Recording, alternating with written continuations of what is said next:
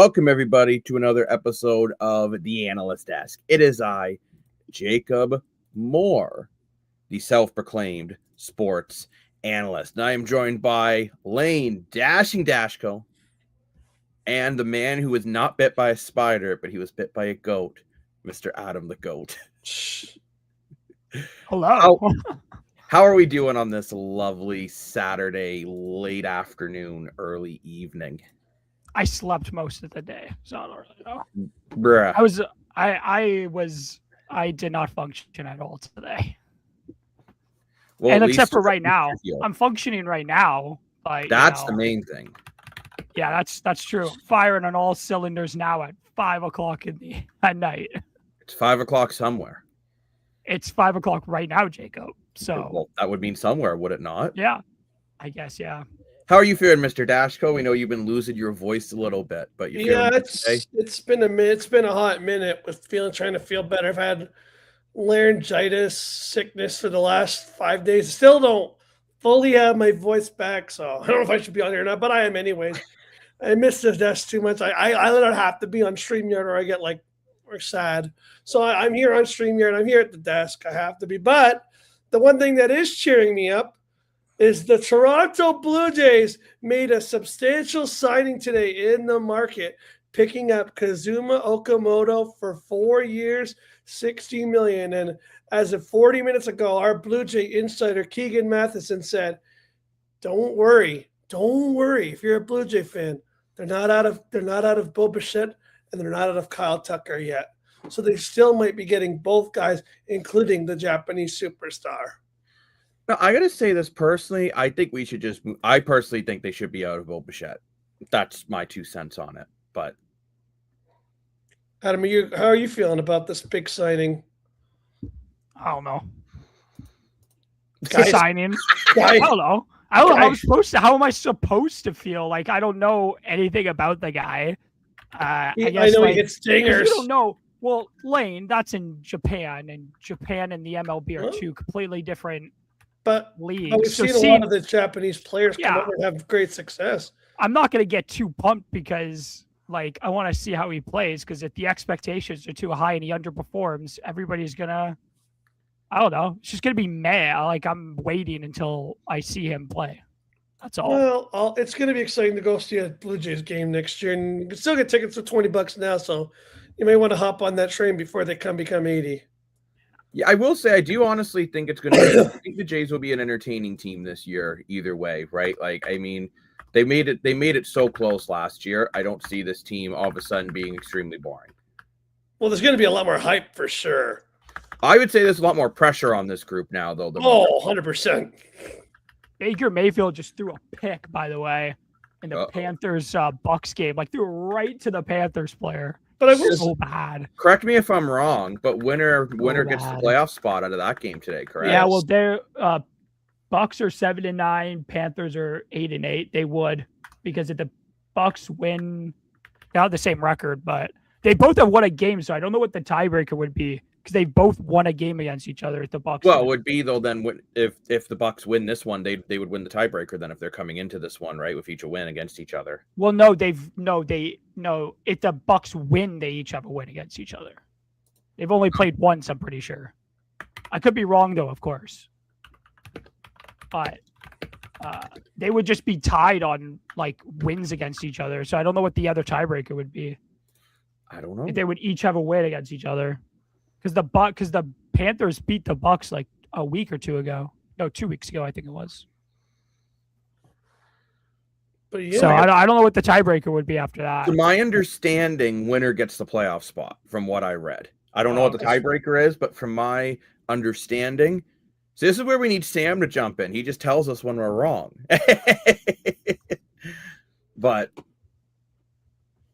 it'll be interesting to see. And no, Lane, I can see why you're definitely excited for that move the Jays just did. Do you think the Jays are going to really keep going all out and trying to get more big pieces because they feel they're that close? 100%. You have to. If the Dodgers are going to do that, right? You lost by 1 out to a team that goes all out and spends whatever they can, right? So if you feel like that's what the moves you have to make, you have to get the Bo Bichettes, you have to get the Kyle Tuckers, and you feel like you can get both those pieces and they can make it work. This is the last. We've talked about it many times on the desk. This might be the last time you get to really go fishing, right? Mm-hmm. Once they slap a salary cap on, however that's going to work, Or if there's a lockout. or if there's a lockout, whatever happens. But this might be the last time you really get to take advantage of a system that's broken. So if it ain't broken, go do it. Go take advantage of it while you can. Oh, and Whoa, Lane's camera's like, I want to see the ceiling. it wants to go up, up, up. It's only going up from here. Tonight's Wayne song. I'm trying to find the tiebreaker, but I think it may even be points or something. I don't know what it is. I'm trying to find what the tiebreaker would be between the Panthers and the Just Buccaneers. ask AI who makes the playoffs. I looked it up, but I think it's whoever wins. But I don't know I wanted to know what the other tiebreaker would be. Like, what would be the tiebreaker? Both teams have beaten each other once. I'm gonna ask ChatGPT right now. I looked it up, but it wasn't coming up.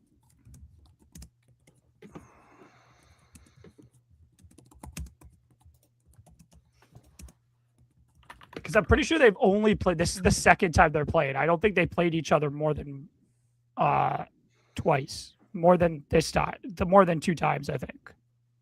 This is their second time playing, if I'm not mistaken. It'll go by division record. It'll go for head-to-head record. If they're tied, okay. Then it'll go by division record. Oh, okay. Okay. And by that logic, if I look at the standings, division. Pretty sure it'd be Bucks, if I'm not mistaken. Like I said, I'm pretty sure it's winner gets the division. Yeah, they'd be tied, Jacob, but I wanted to know what the other tiebreaker was. Oh. I understand that. I just want to know what the tiebreaker is. That's all. And and they've only played once so far. This is their second time. Yeah. So the Bucks would win, they would get it, and then the Panthers win, they get it. Okay. Because the Bucks would have the better division record, so they would get it from that, or the Panthers could just outright win. There you go. All right. That's what I wanted to know. The third one would be record against common opponents. Oh, that's interesting. Then conference record and further criteria. You know what? How about they just play another game? I mean, I've argued that if it's tied, just do a one-off. That's what I want them to do last year. A 1 quarter, just a 1 quarter, 1 drive each. You just go until whatever you get a touchdown, then you got to match it, and you get a field goal, then you got to do field goal or better. There you go. Bing, I'd be all for it for like a literally just a tie-breaking game. I personally think that'd be awesome. Yeah. But I mean, that's just the way the cookie crumbles. But yeah, yes, 100. Oh yeah, quickly actually, let's actually also get into that. As Leafs Man 222 says, we did hit 100 subscribers today. So I want to thank everyone very much. We really appreciate the support we have been getting to get us to 100 subscribers. So thank you very much, everyone. You all deserve a round of applause.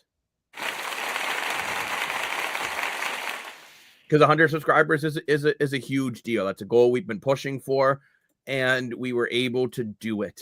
So thank you very much for all the love and the support.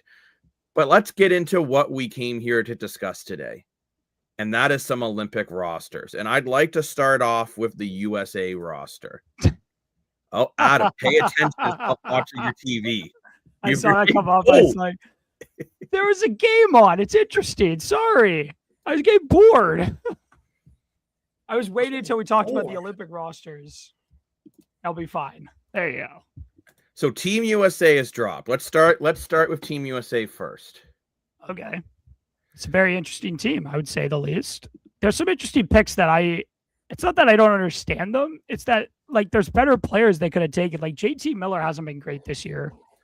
He just hasn't for the Rangers. The Rangers have been bad. Brock Nelson, I can understand because Colorado's been playing really well. But again, I think there's better players that you could have taken.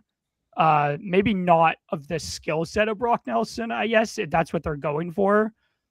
But I thought that was an interesting pick.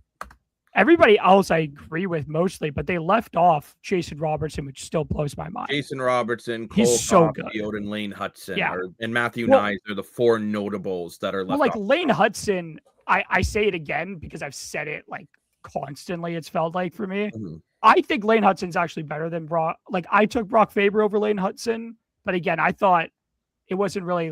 Lane Hudson Hudson's and a Brock Faber weren't defenseman. they weren't in the same conversation. Like Lane Hudson was more in the conversation, like it or not, was in the same conversation with like the Quinn Hughes, Charlie McAvoy role, and Zach Rosinski. But those three are better than Lane Hudson is. And it's like you can't really. I felt it was unnecessary, and I still think it's unnecessary to bring him when you have players who play his role but do it better. Like they have more experience and they've done it better before. Like you could say, like that's just my opinion on it. Like maybe Lane Hudson should have gone, and US are going to regret it. But like Quinn Hughes is a better player than Lane Hudson is. Charlie McAvoy is better player than Lane Hudson is. I'm not arguing. Rosinski. I think you could say. I think you could make the argument for each one of those being better than Lane Hudson. But like I feel like I don't know. It's just up to I think opinion and how you want to build your team. I also think those guys are just bigger and like better defensively. And I think that's something that doesn't get talked about enough. Lane Hudson's very much improved defensively. Like you could just see it if you watch Hab games. But like he's not as good as these other guys are defensively, I think. And I think that's more so should be the discussion than like his offensive abilities are out of this world. But defensively, it's iffy for him, I think. I think that's why he was left off at least. I don't know. If it's me, I want Lane Hudson on. I want Lane Hudson on this team. So I kind of want to go over a couple players that I wouldn't have on this team, and I want to see if you guys agree with me or not.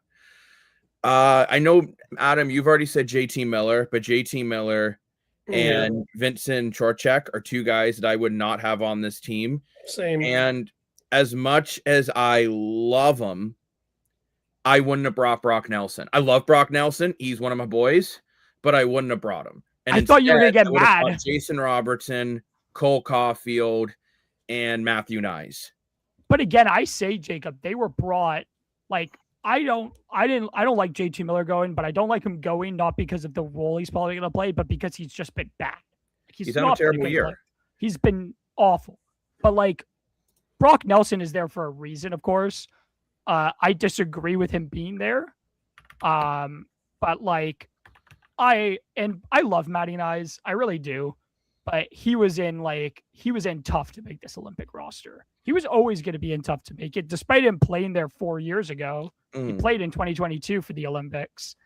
But like he was always going to be in tough because there's just better players, I think. Like there were better players in line. Now, whether Brock Nelson's a better player than Matty Nyes is, you can't really say that because I think Matty Nyes is better than Brock Nelson. But Brock Nelson's not there. He's there positionally. He's there for a reason. He's there for a role. Matty Nyes could probably do the role because he's played up and down the Leafs lineup. But like Brock Nelson's also there because of experience. Like I think that's like, and people may not like it, but like that's probably why he's there. Oh, I understand why he's there. I just don't agree with that. That's kind of. I agree. I think Vincent Trocheck. I actually kind of like that pick because I think he's been. I think he's been playing phenomenally for New York this year. I think it's been a good bright spot for them in like their bad season. I mean, they're a bad team. Like the Rangers are. I mean, and again, if you're going by Team Canada's logic, if you're on a bad team, then it doesn't matter that you're having a bad year, even though you could argue that you're part of the bad team. Well, Trocheck, I think I don't think he's had a bad. Like I think he's had better years, but I don't think he's doing like horribly. I thought he played well last night at the Winter Classic, but like that's just one game. Call that a Winter Classic? No, but like I like the team. I definitely thought I thought they would have brought in Jason Robertson. I'm sorry, Vincent Trocheck's not even a point per game this year. In 29 games, he has 24 points and a -7. He should not be on this team.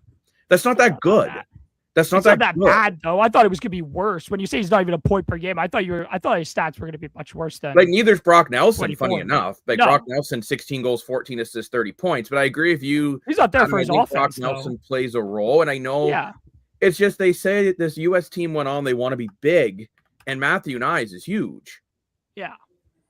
Like, and it's just to put into perspective for Nyes, right? And this is a year where, you know what, the Leafs have been struggling.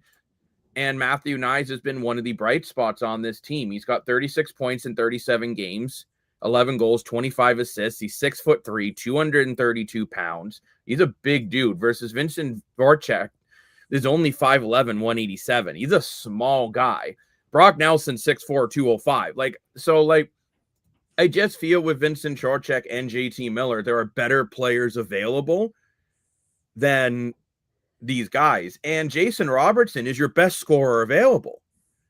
I don't know how the hell you leave your best goal scorer sitting at home twiddling his thumbs. And he wasn't happy about it either. I don't know if you guys have read some of the comments. He doesn't even know if he's on the reserve. He's visibly frustrated. But go ahead, Mr. Dashko.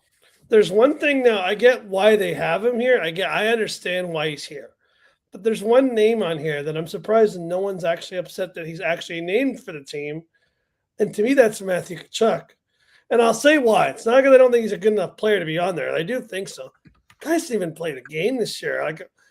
Look what happened last time you brought him to Four Nations. He played one shift, then he missed. You brought him in the biggest game, the Four Nations. He played one shift, and he had to leave again. So I'm not mad. I'm not mad that he's there, but that's because the U.S. named him on this team despite him being injured in the summer. They named him knowing he was hurt, knowing he had surgery, and knowing he was going to be out until January. Yeah, but that's stupid. Him. No, but Lane, they named him. Same thing with his brother. They knew Brady was injured when they named him. That's why Brady's there for a reason. Matthew's there for a reason. They both were hurt to start the season. So still, they were named a part of the 6 originally selected despite their injuries. So I don't think the U.S. are concerned about Matthew Tkachuk coming back cold or whatever. He's supposed to be back soon. He's probably going to get a couple. He'll probably get like a game or two in before. You hope the break. You hope, but he's supposed to be back this month. We don't know what date, but he is supposed to be back. Now, that's why he's named. If he's not ready to go for Olympics, then maybe you see Matthew Nyes make the lineup.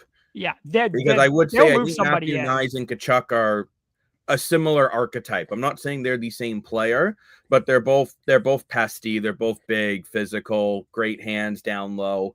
It's just what I love with Matthew Nyes too, and I don't think this is just my Leaf biasy, but he can kill penalties. He can be on your power play. He can fight. He can hit. Like I really feel Matthew Nyes is the utility guy that the team like the States would want.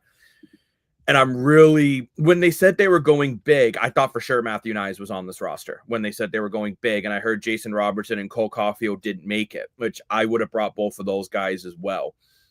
Like, I mean, there are some slam dunks on here, though. Like Jack Hughes, I think Jake Gensel's a great pick. Jack Eichel, Kyle Connor, Matt Boldy. Matt Boldy's the guy that doesn't get talked about much because he's in Minnesota and he's overshadowed by Kaprizov. Oh, he's played so good this year. Very, very good player. Clayton Keller, another one, just because he's on Utah. People don't really talk about him a heck of a lot, but the skill set this guy has, like he's got great chemistry with Matthews too. And like Clayton Keller this year, he's got 36 points in 41 games. So not a point per game player, but he's a +5 on a so-so team. Like and as you said, Adam, he's got chemistry of Austin Matthews, which is another reason why, again, I thought they might have brought Matthew Nyes just to try to build some automatic chemistry. But not a bad team by any means. I mean, Adam Fox, I'm not shocked about. I know I heard about that before, but I mean, the more you read into Adam Fox and Lane, you can go into more details because you were saying there's some Four Nations issues on why Adam Fox is I don't know. From what I've read, there's a lot of they were not happy with him and his performance, especially in the final game there against Team Canada, and how it seemed like every time he was on the ice, especially in that game against McDavid and against these fast skaters, that it just seemed like, he wasn't really putting in a full effort compared to some of the other players. He wasn't really watching his positions. Although a lot of the players felt like some of the players even had come out after and said, it felt like when he was on this, felt like we were having to do multiple duties and take care of multiple defense structures, that he wasn't really listening to the coach or really following the game plan.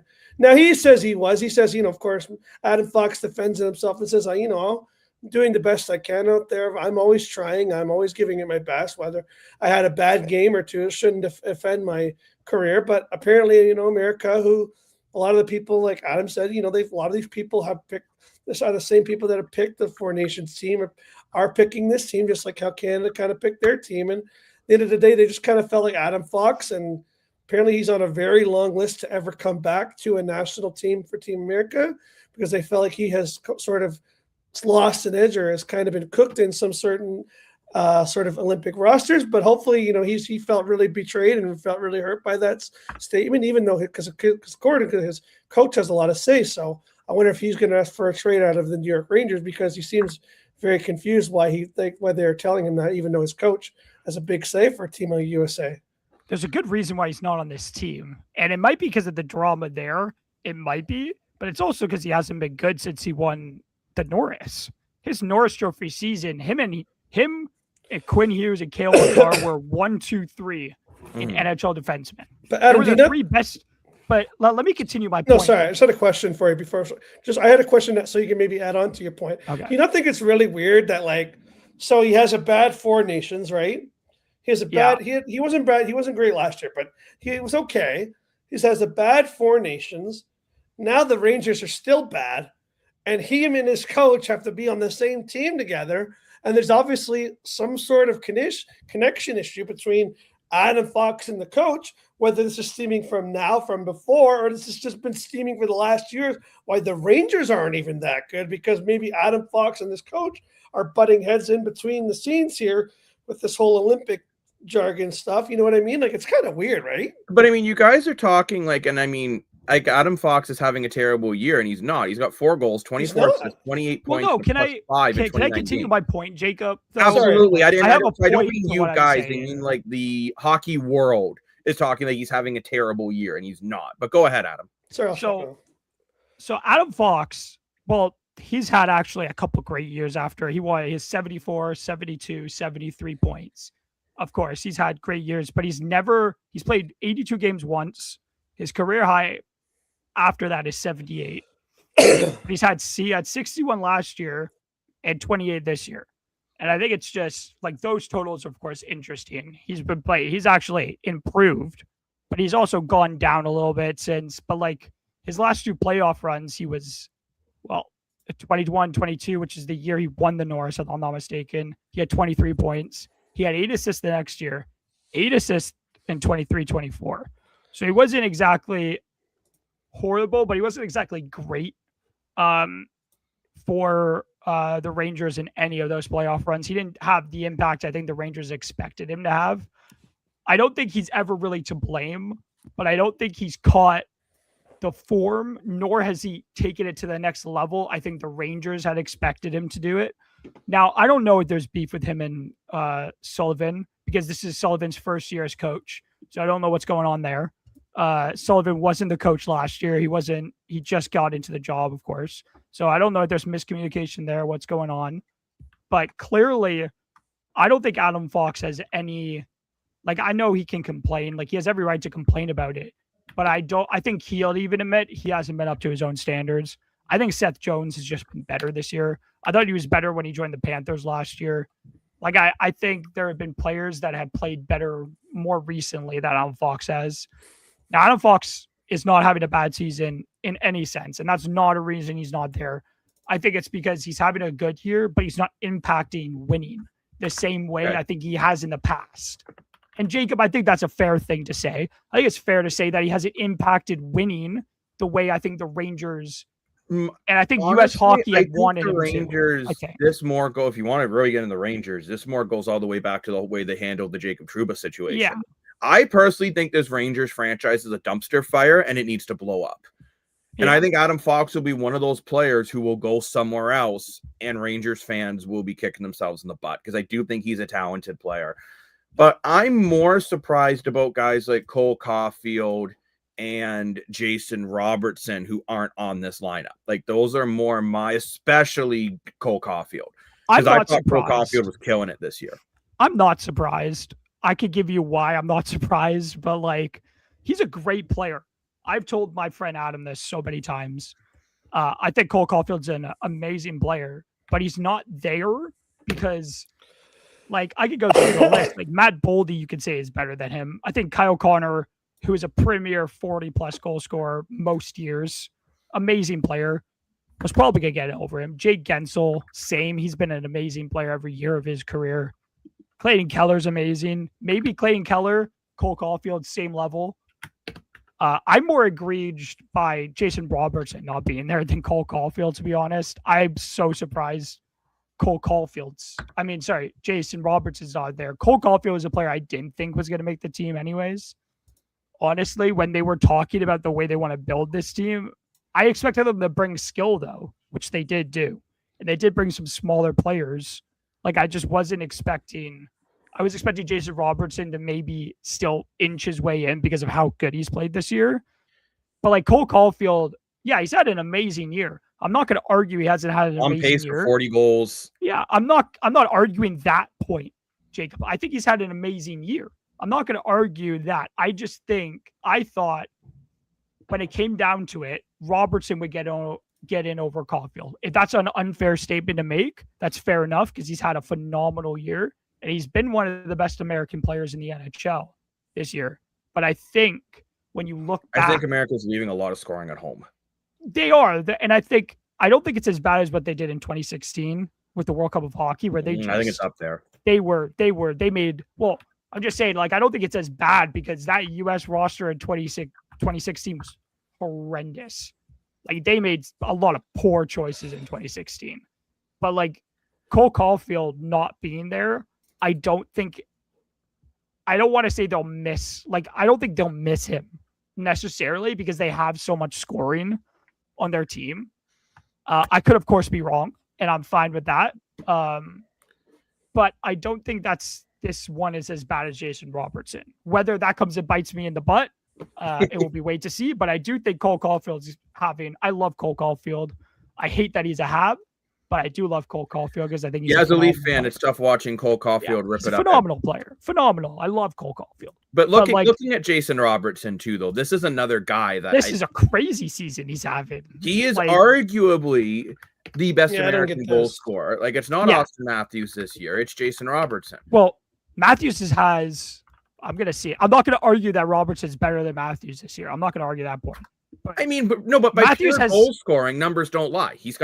That's why I said I wasn't going to argue that point. I was just saying, like, when you look at it, like, Matthews even has 6 goals less. Like, that shows just how good Austin Matthews is as well. But Jason Robertson, the season he's having this year, it is reminiscent of his 100-point year. I think he's even stepped it up a notch. Like, he's had some down years since the 100-point season because of injuries and such. But this is the best I think Jason Robertson's played since his 100-point season. I got to agree with you. And this is like the best version of Jason Robertson, I think. He has been goal scoring, assist making. Like, he has been, I think, Dallas's best player. Like, and Wyatt Johnson and Mikko Rantanen have been phenomenal as well. But I think Jason Robertson's been their best player. But those other two are just as phenomenal as he is. What are your thoughts, Lane, about guys like Jason Robertson? We're looking at Jason Robertson's stats now. We were just looking at Cole Caulfield's. Like, what do you feel about arguably the 2 best U.S.-born pure goal scorers this year not being on this team? Yeah, I don't like it. It's too, like, again, I'm going to say, I think America went too defensive, and I get being big, but you still have to score goals, right? You have to score a goal when it matters, and if you're not bringing your best goal scorers, you're going to be left in that same boat. What if you run into another hot goalie like another hot goaltender in the Olympics, and you can only score that one goal, and you don't have that guy that can score the goal? Let's be honest, Austin Matthews is starting to heat up, thankfully, but he's still only at like 15, 16 goals. Like, he's way below where you would expect him to be. I mean, hopefully by the Olympics, maybe he'll be back on a 30-40 pace. I mean, hopefully. Brady Tkachuk's not known to be the biggest goal scorer. Matthew Tkachuk, we don't know. You know, I look at these guys who are here. It's a more of a checking physical team that's kind of push you around and try to, beat you down so that they can kind of get the puck off you and score that way, which I think that is their strategy. But again, you're leaving off guys who can have that pure snipe ability. It's just to go get you a goal when you have it. And you're leaving up the two guys that really can just go out there and just ring one right past the hot goaltender to change the game. So Jacob, I know we're talking about now's roster, but I do want to talk about the 2016 World Cup of Hockey because I think you could see similarities in how they built this roster to 10 years ago at the World Cup of Hockey. Because I think it's just interesting the players they left off of their team back then. Like they left off, I'm just looking at the team now. They left off Phil Kessel. Like they brought Joe Pavelski, great player, Zach Parise, JVR. They brought Ryan Kessler. They brought Brandon Dubinsky. Nothing against Brandon Dubinsky, but he should not have been on this team. When you look at the other players they had, like they brought Derek Stefan, makes no sense to me. Kyle Palmieri, Blake Wheeler. They brought David Backus, Max Pacioretty, TJ Oshie, better known as TJ Sochi, Patrick Kane, and Justin Albuquerque. Like, where's Phil Kessel? Phil Kessel, at that point in time, was the best pure American goal scorer in the world at that point. Was the best pure goal scorer, American-born, you can argue. Like, that is like, and like, where's Patty Kane's on the team? But it's like, I think you could see similarities in how they built those two teams, where they built it very much size. They built it more defensively because they wanted to be more defensively sound. You can even see it in the defensemen they brought. Like they brought a pretty big team. Like there were 5 players under 6 foot on this team. Everybody else was 6 foot and above. And like, it's a massive team, but it's like, where's the size? Where's the speed? Where's the goal? Well, I mean, you can't say there's no speed. Like Dylan Larkin's one of the fastest players in the NHL, but you know who else is fast?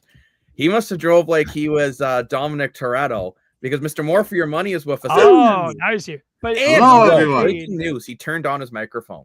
So you know what I'm saying though, Jacob? Like, like you could see similarities in how they built the team. Of course, this US team is better, but like you could see like the size debate and stuff. You could see that they wanted to be a little bit more defensive and more big. Sure. I don't think they brought. Of course, they made some better decisions, I think, this year, and of course they have more talent than they had back then. But I think you could see the similarity that they haven't really changed in the way they want to build, but they brought a lot of goal scoring this time. They did bring a lot of goals, but they didn't bring the 2 players they maybe should have brought. Whether who you can bring them over, but I don't think, and I think I don't know if they do the same thing. That's true. That's funny. That's a good Dan point. isn't even paying Yeah. Yes, and as Dan's mentioning as well, we have hit 137 followers on Facebook, got a couple new follows last couple of days, and 100 subscribers on YouTube. So yeah, great Dan, work, do a little dance. there. Do a dance for them, Dan.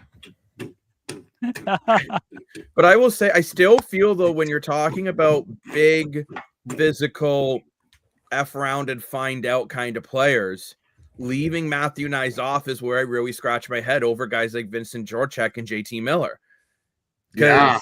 Okay, I know his goal scoring is not as high as maybe you would like it, but he's still probably going to hit over 20 goals this year. It's going to be around 8. And yes, he's a -2, but that's on a bad team. Let's just be honest here. Toronto has not been good until about the last couple of weeks. And I don't know. I look at it again and I just feel like Matthew Nyes, Cole Caulfield, and Jason Robertson, these are 3 guys that I feel have to be on my roster. Yeah. Like there's obviously they didn't pick the same that I went with in a lot of directions. And I'm actually more than okay with that. But like the goaltending, you look at the goaltending, it is kind of hard to argue if Connor Hellebuyck, Jake Ottinger, or Jeremy Swayman. Like, I would have taken Jeremy Swayman, but that's just my opinion. I would have taken Spencer Knight, but that's just I would have taken Dustin Wolf, but like I think they brought 3 Dustin Wolf. Yeah, I think Swayman's a phenomenal back. Sorry, I'm trying to find the word I was trying to say. Back here. He's had a back. Yeah, he's had a great. Like he's been great this year on like an otherwise like decent Boston team. I personally would have taken Spencer Knight just because of the way he's played on. Well, you get let's all just admit, like, it's pretty obvious a bad Chicago Blackhawks team outside of Connor Bedard. For sure. Like, the team, like, Chicago's just not good. And Spencer Knight has been, I think, personally, he's been like the second best American goaltender in the NHL this season. Of course, that's just my opinion. But that's what I think. I just think he's been like phenomenal. I mean, so that's the one goalie I am aggrieved. Like, I would have taken Knight over Swayman, maybe even over Hellebuyck, because Hellebuyck just hasn't had a great year this year. Well, he's not going to be the starter, Dan. Like, Hellebuyck? Yes, he will. Hellebuyck will not be the starter. It's Yes, going to he be Jake Ottinger, because Jake Ottinger's been the best. He has been the best American goaltender in the NHL this year. He's been the best goaltender in general in the NHL this year. Whether that's debatable, I think you could debate it between some other goalies, but I do think Jake Ottinger has just been a level above most other goaltenders. But yeah, I think the U.S. just have so much talent goaltending wise. It's just ridiculous. They could have brought anybody.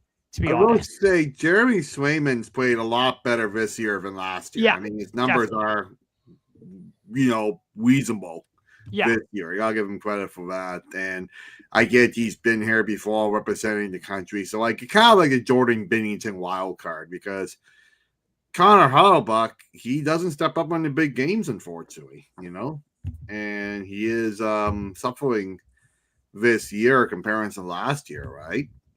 Yeah. But I do agree with you, Adam. I really like Spencer Knight. And I like Jacobs, Dustin Wolf as well. They're both really good goalies just on really bad teams. So Spencer Knight, 28 games, 2 shutouts, 263 and 909. I mean, you can't really beat that, right? Yeah. I don't know. I just personally, it's tough, right? Like, I think America, well, I mean, is with like the goaltending situation, I think you can be happy with America's goaltending. Yeah. Yeah, for sure. Like, that's how I feel. Like, I feel you're bringing goalies that you're confident in. Like, I do understand the concerns with Jeremy Swayman. I do. Like, I mean, compared to year, right? Jeremy Swayman is not as good as what he was back when he was a tandem guy with Linus Ullmark. Mind you, Ullmark's not as good without Jeremy Swayman either, right? Yeah. So it's been one of those things that some goalies need a tandem situation to actually play as well as, you hope. And maybe Jeremy Swayman is one of those guys, but I mean, I still think when you look at Jeremy Swayman overall, he's a pretty strong goaltender.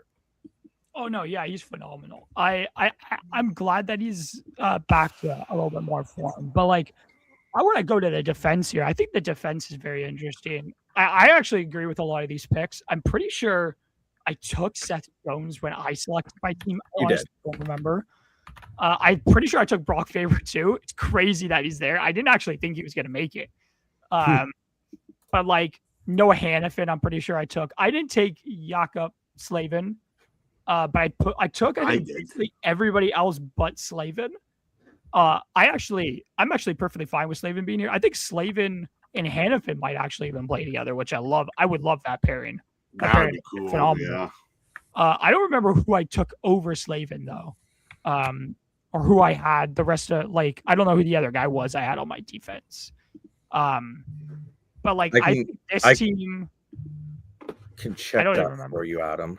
Okay, I would love to know, because like I know you asked me about Slavin when we did our episode on the Olympics. Well, yeah, because to me, Jacob Slavin is the best shutdown defenseman the U.S. have. I took Hannafin over him. I'm pretty sure it was just a decision at the end of the day. Yeah, it was. I preferred Hannafin over Slavin. I don't, and that's nothing against Jacob Slavin, because I think Jacob Slavin's phenomenal. Everything against him. He's so upset. Yeah, I could tell. I think you're more upset about it, Jacob, than he is. Honestly, yeah, I was actually floored, like legitimately floored. And here's Adam's defense, just to remind everyone. John Carlson was who I took. John Carlson. John Carlson was the other guy I took. I love John Carlson, though. I think he's a phenomenal defenseman. I totally forgot who it was. Thank you, Jacob. But yeah, I love this defensive core for the States. I think it's phenomenal. I have nothing I don't think I have any disagreements with who they took. I don't have any issues with their defensive core. So you guys, if you guys have any disagreements with it, I don't. had John Carlson as well. I'm shocked that he's not on this team because like he's done so much in U.S. uniform in the past, and he's kind of that veteran leader, kind of like Drew Doughty is with Canada, right? So I'm shocked that he is not on. But the rest of them, so I guess I took off Nolan Hanovan for Carlson, and I had Adam Fox on, so I would have taken off block therapy for Adam Fox. But those are my opinions. Wester is really good. I'll go last on this. Lane, how are you feeling about this USA defense? Well, I think it's absolutely stacked. I don't think there's a person on here I would get rid of. I love it. Why do you love it so much? I'm curious. Jacob doesn't like this defense. Based on that answer, I don't think Jacob likes this defense. Really, I think it's got a perfect amount of offense. I think it's split. It's a defense that I like because I feel like it's a defense that's perfectly balanced. You got guys who do a lot of offense. You guys have a lot of defense. You've guys that you can put on both sides that one side cures up the other, right? Because you got Brock Faber, who's a guy who's young. You got Hannafin, super offensive, great power play. Quinn Hughes, one of the arguably top 3, one of the best defensemen in the league. Seth Jones, super physical, super pretty good, really solid defenseman. Charlie McAvoy, I know he's been hurt, so maybe he's the one guy you could argue he's had a lot of injuries lately, but again, still one of the top end defensemen in the league that doesn't get recognized nearly enough. Jake Sanderson, I think I said he's a player who's great for them in the Four Nations. Stepped up big when he needed him. Jacob Slavin, what else can you say? He's literally the quintessential stay-at-home defenseman. And Zach Werenski, who's another, I think, franchise defenseman. I think this is a really I don't complain about any of these guys. I think these are all fantastic picks. Okay. I knew it. McAvoy, I'm not a fan of at all. Why? I actually want to know why. He's a minus player. But that says more about, I think, that could even say more about Boston. He can't stay healthy. He hasn't played an 82-game season in his entire career, so there's a good chance he's not going to stay healthy. I'm not saying he's a bad defenseman, by the way, but there is a key defenseman who you could have brought instead. Let me guess, Lane Hudson. No, it's not Lane Hudson, actually, although I would have brought Lane Hudson on this team. But, like, Lane Hudson, I understand, like, Zach Werenski and Quinn Hughes, you can argue are better than Lane Hudson. So it's like, never mind argue. I think it is safe to say they are better. They are. They were two of the Norris finalists last year. Phenomenal.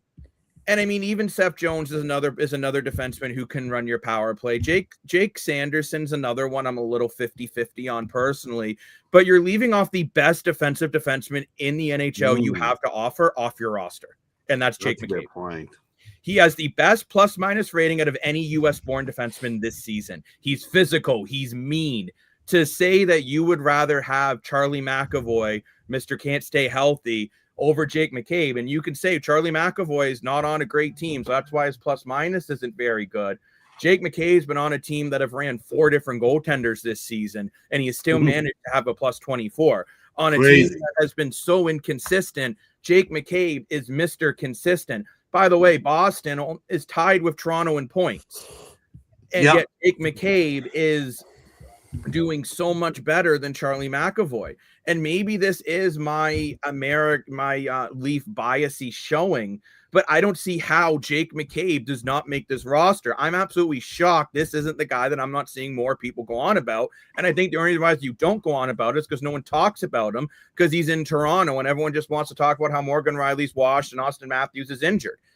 That's all everyone wants to talk about in Toronto. This is the guy that has absolutely been the glue of Toronto's defense this year. He is the best shutdown. Can you picture Jake McCabe and Jacob Slavin as a shutdown pairing? Oh my gosh, that would be incredible. Literally no one's scoring when those two are on the ice. You are literally, if you're America, you are missing out. You say you want to be big and physical. Well, you decided not to take the biggest, meanest, toughest defenseman you could possibly bring.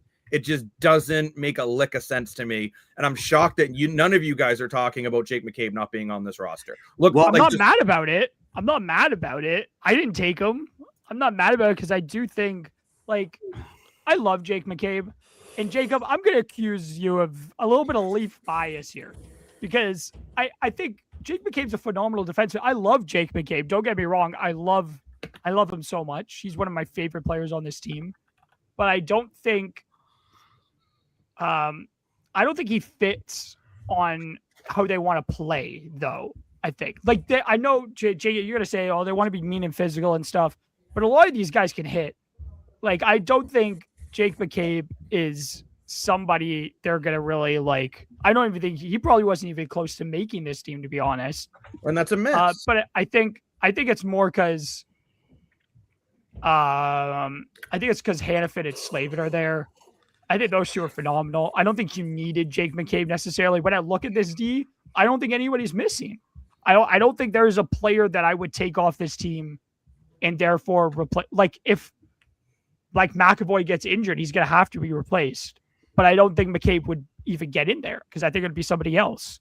But I think welcome back McCabe to the desk, by the way, Key, and we did have a discussion about JT Miller as well. And Sam, also welcome back to the desk. I'm not mad about any USA snubs. I want Canada to win, but I just want to go over some statistics because Adam, you're saying it's potentially my Leaf biasy. Numbers don't lie. Well, for him to be on the team is what I mean. Like, I think. Let's take a look at some numbers. Who is the best plus-minus American-born defenseman in the NHL? I'd like you to look at the very top of that list. Who is it? But Jacob, before you continue, can I make a point here? Plus-minus is not a horrible statistic, but it's also dependent on the other 5 guys that are out there on the ice. But dude, Toronto's terrible defensively. Yeah, so if anything, put him on a good defensive team. He's a plus 30, plus 40. But Jacob, listen, like, I get it. I understand why you brought up this statistic. I fully understand why you brought this up. But this statistic is not necessarily a good statistic because it's dependent on everybody else that's on the ice. It's dependent on the goalie. It's dependent on how long you're out on the ice. Just want to say that my boy's right in number 6, 7 there. Number 7's my boy. I actually had him on my team, USA. Yeah. Oh, that's why you did. Yeah. Yeah, Matthias Samuelsson, who's having a phenomenal year. This guy's so underrated, man. I don't think he'll never make a Team America. But man, there's two stacked defensively for him. But it's just okay. But you're saying you're going over some underlining statistics, so let's go over those underlining statistics. I just want to add, Jacob, a point. Jake McCabe is also second in ice time with over 22 minutes. The only one above him. Oh no, ice time. This is where you get a different situation. But Jake McCabe, you're still high up. You're still in the top 20 for Jake McCabe in ice time. Yeah, even Jackson Lacombe. Wow, he gets. I would like to actually go over some of these statistics that we're talking about. Okay, so let's look at ice time then. Jake McCabe plays 22 minutes a game on average, so he eats a lot of minutes. Mm-hmm. Let's be honest here. Is Toronto a good defensive team? No. This year they're not. Are they built to play defense? No. So now let's go over some of these other guys who made it, and I want to have a heated debate, right? So let's start to look here. And would you say Seth Jones, is he on a better overall defensive team than Jake McCabe? Yes. With better goaltending, better defensive structure. 100%. Charlie McAvoy, you can argue Jeremy Swayman is a more proven track record than Dustin Wolf. I mean, not Dustin Wolf, than Joseph Wall. Joseph Wall didn't even make the team. Jeremy Swayman did. Mm-hmm. So Jake McCabe is on a team that is not good defensively, and he's on a group that he has to eat a lot of minutes. Right. Yet he is still one of the top for plus minus defensemen in the league. He's Toronto's top penalty kill unit too. Jake McCabe is extremely physical. He's a guy that eats a lot of minutes, blocks shots, and will do what needs to be done to win games. And I think shot blocks are a very, very important statistic. And statistically speaking, Jake McCabe is one of the top shot blocking defensemen in the NHL. No, he's not a guy that's going to get out there and potentially get you a bunch of power play goals. But if you needed that, then you would have brought Lane Hudson. You don't feel you need that. And you look at Jake McCabe, he just brings everything you want. He has 57 hits. He has over 100. He has 103 block shots. Wow. And this is a guy that is big. He's physical. He's mean. And I'm telling you, they're bringing Brock Faber. And I'm sorry, bringing Brock Faber is another one over Jake McCabe is an outcry. I don't think any of us have Brock Faber on our has team. 21 points, 8 goals, 13 assists. Okay. No, but Jacob. No, but Jacob. hold on. He has only a little. He only has 5 more points than Jake McCabe, and he's a -10 versus he's a +10 versus a +24. Brock Faber is also not the most physical defenseman by any means necessary. Like Brock Faber has thrown 15 hits and has 92 shot blocks. So Jake McCabe is bigger, he's tougher, he's more physical, and he hits more. Plus, he's a better penalty killer. I understand where you guys are coming from, and I understand that I don't think anyone had Jake McCabe on their list, and I think it's a crying shame because I think he's one of the best shutdown defensemen in the NHL right now. Jacob, if we're going to debate whether Jake McCabe can be in this team, we cannot debate it because Brock Faber was not in over Jake McCabe. He just wasn't, because that wasn't the role he's brought in to do. You have to debate it on the other players who will play a role that so Noah Hannafin and Jacob Slavin are the two. You could add Charlie McAvoy to that, even if you wanted to, but I don't think statistically Jacob that's a category I think McAvoy would lose in anyways, so it doesn't really make a difference. Hannafin also loses in every statistic to Jake McCabe. Yeah, Brock Faber is not in the role. Jacob Slavin and Noah Hannafin are the 2 defensemen I think that is up for the debate. Holy cow, Noah Hannafin's a -8. Noah Hannafin's terrible this year. 2 goals, 12 assists, 14 points, -8. He's not good. Wow. I'm going to say, because I still think, to me, this is like the Anthony Cirelli on Team Canada. You're just bringing a guy because you feel, oh, well, I've brought him before. And you can't, numbers don't lie. People do. Statistically, even Noah Hannafin has never had a year comparable to what Jake McCabe is having this year. His closest would be, I guess, in Calgary in 21-22, where he was a +27, 10 goals, 38 assists for 48 points. And he's never really done it in Vegas. And I'm not saying Noah Hannafin's a bad defenseman, but again, how's it going, good sir? Always happy to see the awesome emojis. Yeah, welcome back. Welcome back to the desk. I just feel, though, when I look at this, Jake McCabe is better than Charlie McAvoy. He's better than Noah Hannafin. He is not better than Jacob Slavin. So either Noah Hannafin or Charlie McAvoy, and out of those, Noah Hannafin is not on my team and Jake McCabe is. Yeah, I really do see a point. I don't think it's Leaf biasy because I'm looking at statistics, and in my opinion, statistics don't lie. People do. I also just think, Jacob, you got to look at it from, I'm not like, it's a little bit of bias. Like the statistics don't lie, of course, but like, who would you rather have? I'm gonna ask, like, in this situation, I'm not gonna ask you because I already know your answer probably anyways. So there's no point in me asking it. But it's like, in this situation though, yes, Jake McCabe is one of the premier shutdown defensemen in the NHL. But US Hockey's not going to look at him, not because he plays for the Leafs, but because he hasn't played for this Team USA. But they, of course, trust all these players more than they trust Jake McCabe, clearly. Who didn't get the job done. Yeah. Job what? Like in the Four Nations? What job done? In the Four Nations. They lost. Yeah, but so that means Jake McCabe's got to come into the team because he wasn't there. You need to change it. He wasn't there. The argument you can make on Team Canada with some of the players that they brought that I think were idiotic, well, they won last time. And that's the argument. That was the biggest argument with Jordan Binghamton. He played phenomenal, and they won last time. And St. Louis sucks. So Noah Hannafin, again, I'm sorry, but 16 hits, only 44 shot blocks. His shooting percentage is only 2.7%. Well, Jake McCabe is actually 13.5. Yeah. Like, every statistic speaking, Jake McCabe is a better all-around defenseman than Noah Hannafin. I think this more just comes down to that Jake McCabe's not the sexy name to put on the roster like a Noah Hannafin. Well, too, Jake McCabe did represent Team USA in World Juniors and did do a phenomenal job. And if I'm not mistaken, he also represented Team USA in the World Cup of Hockey in his Buffalo days. I don't know. I don't think he was there. I don't think. Maybe I'm wrong. wrong. I could be wrong. I apologize. I don't I'm think actually going through here. But I don't remember.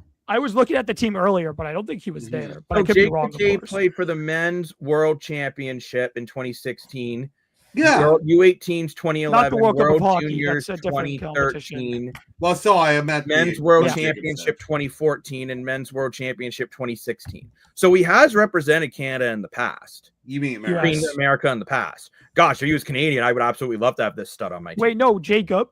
But did they win those competitions? Then you could say he didn't get the job done in those two. Yeah, he did get the job done. Okay, no, he won 2 gold medals he won a gold medal for the U18 and a gold medal for the World Juniors. But he didn't get it done in the World Championship, so you could say that's the reason he's not there. But then you can't. You said, no, I'm not saying, Adam, that like you can't take those players because they didn't get the job done last time. But to say you're bringing them because you brought them last time, that doesn't. I don't think that's the reason they're there. Win. I think personally, like whether we like it or not, U.S. Hockey likes the players, likes Hanifin, likes Slavin, likes McAvoy, likes Hughes, likes Faber, likes all these guys better than they like a Jake McCabe, who's on the wrong side of 30 and is just not the same. He's eating a lot of minutes, but he is on the wrong side of 30. 32. Okay, well, the wrong side of 30 is near 30, yo. He's older than 30, though. So it's like... I'm sorry. That's a bad take. It's a bad take. It's true. He's 30. He's older than 30. 30's not a magical number anymore. But I don't think they trust... Chris Chelios played when he's 42. Yeah, but Chris Chelios and Jake McCabe are two completely different players. But... I'm just saying. But, I just think age may have factored in. I don't know, because I don't know who's in that room. But, okay... I'll put it this way. So if you guys had all these players set in front of you, set in front of you, you had all these names set in front of you, all of these players to select U.S. Hockey. How high? Take out being a Leaf fan, take out all of that out of your heads. You look at all of these names. How high would Jake McCabe be on your list? He'd be on my defense. No, but how high on the list would he be? How high? That's what I'm asking. I'm not asking if he'll be on your team. He'd be top 4. Okay. He would be, because how high would you be? He is the best shutdown defenseman in the NHL right now. Okay. Dan, I'm asking a question, and that's what I'm asking. Dan, how high would he be on your list? You have every U.S. hockey player, every U.S. defenseman. You had to put them on a list. How high would he be on your list? Sorry, Jacob. I would put Jake McCabe as my 7th defenseman. I think he's a good shutdown specialist. I think it's important to have defensemen like that on your team, but the top tier, I'm not saying it's right or wrong, but for Olympic hockey, your top tier defensemen are like your Cale Makar, your Quinn Hughes, your offensive specialists, right? Because let's face it, the gold medal is going to be won off the power play. Well, then if that's your take, why is Lane Hudson not on this team then? Because he's too young. He's not better than Quinn Hughes is at running the power play. He's not better than Zach Brzezinski. Statistically, he's one of the best offensive defensemen in the NHL. But Quinn Hughes and Zach Brzezinski are both better. I didn't put Hudson on my team USA because of his age. Now, I didn't put Jake McCabe in my USA either, but looking back, I kind of wish I did. I feel like he's a dark horse that's really missing. You can't argue a plus 24 on a terrible Toronto Maple Leafs on the top penalty kill unit with terrible goaltending and what was the other? And playing 22 minutes a game. I mean, you just can't argue it, right? I mean, Jake McCabe is in the plus 10 of plus minuses in the whole NHL. Like, you probably look at the other top 10. Maybe I'm wrong, but let's look at the top 10 plus minuses in the whole NHL. I guarantee the other players are somewhere on the Olympics. So Nathan McKinnon on the Olympics. Mark Anesis, he's probably on for whatever country. I forget. Okay, wait. Lettinen on probably. Cale Makar on. JJ Moser, I don't know. So I have a question to pose to you guys. Graves on. Jacob Chikrin off. Sam Whiskey off. But still, you got 7 out of 10 of those people on the Olympics, right? At Okay, least. wait. So Dan, I have a question. I have a question for all you guys. Actually, Yeah, go ahead. I have a question. So we're gonna go by plus minus. Okay, so that's a big statistic. You would all agree. It's Yeah. a good statistic. But like, okay, let's look at other U.S. defensemen that are not currently on the team that have good plus minuses. Would they also be on the team? Would you argue? We're not hiring Sam, Jake McCabe, though. Can I ask my damn question? Can I Yeah, ask of course the you can. I'm players just saying first? we're not hiring Jake McCabe. I don't care that they're not. They're still up there. And I'm going to Okay. ask you this question. Okay. So Sam Malinsky, he be up on your list? With Sam Malinsky, he has a 20 plus 22. He has a plus minus two less than Jake McCabe is. And he has basically the same statistics, but more points. Would he be on your Team USA? Would he be on your Team USA? Sam Malinsky, because of his plus minus being high, he's on Colorado. He's a good shutdown. He would be on your team, Dan. Jacob, would he be on your team? No, because he's not the build I'm going for. He's not. If you're saying you want a big physical team, that's not the type of guy. Okay, that's what I'm asking. I'm asking, would he be on your team? John Marino, would he be on your team? He has a plus minus of 18. That's a good question. Would he be on your team? John Marino, he plays for Utah. No. Probably not, no. So yeah, Lane, that's again, for me, no. 12 again, no, but you're comparing a 12 hit, 40 shot block guy to a 57 hit, 103 shot block guy. I'm asking a question. No, I know, I'm answering it though. I'm answering. Yeah. This is why I don't think these guys are comparable. You're taking one statistic. I'm just asking you on a list that I have there. That's what I'm asking. I didn't look at their other.